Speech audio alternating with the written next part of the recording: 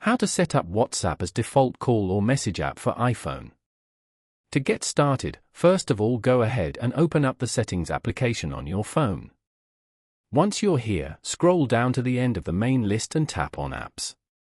From the list, scroll down to find and tap on Messages. Inside the Messages settings, tap on the default messaging app option to change your preferred application for sending and receiving texts. On this screen, select WhatsApp to set it as your new default.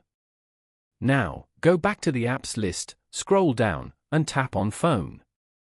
In the Phone Settings menu, tap on Default Calling App.